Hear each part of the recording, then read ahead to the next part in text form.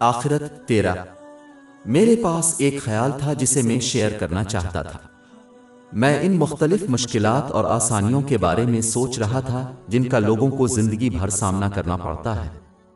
ایسی چیزیں ہیں جنہیں ایک مسلمان یاد رکھ سکتا ہے تاکہ وہ اللہ تعالیٰ کی اطاعت پر اپنی توجہ مرکوز رکھے، جس میں اس کے احکام کو پورا کرنا، اس کی ممانعتوں سے پرہیز کرنا اور تقدیر کا صبر کے ساتھ سامنا کرنا شامل ہے۔ ان چیزوں میں سے ایک حقیقت کو یاد رکھنا ہے جس کی تائید صحیح مسلم نمبر 7088 میں موجود حدیث سے ہوتی ہے۔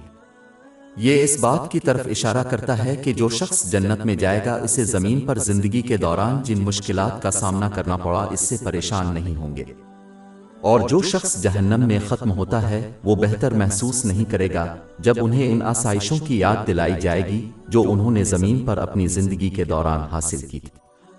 انسان کو یہ سوچ کر بے وقوف نہیں بنانا چاہیے کہ آخرت اس دنیا کی طرح ہے۔ اس دنیا میں مشکلیں گزر جانے کے بعد بھی لوگوں کو پریشان کرتی ہیں، اور وہ لمحات جب کوئی شخص عیش و عشرت سے لطف اندوز ہوتا ہے وہ جیل میں ہونے کے باوجود اسے بہتر محسوس کر سکتا ہے، لیکن آخرت کے حوالے سے ایسا نہیں ہے۔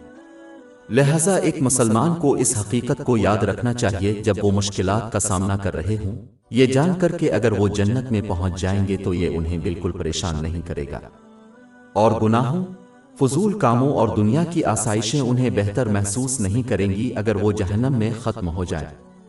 یہ رویہ ایک مضبوط طریقہ کار ہے جو ایک مسلمان کو اللہ تعالیٰ کی اطاعت کی طرف ترغیب دیتا ہے اگر وہ اس پر کثرت سے غور کرے۔ ہماری ویب سائٹ www.sheikhpod.com پر 400 سے زیادہ مفت e books, audio books, infographics, podcast اور بلاگ دستیاب ہے۔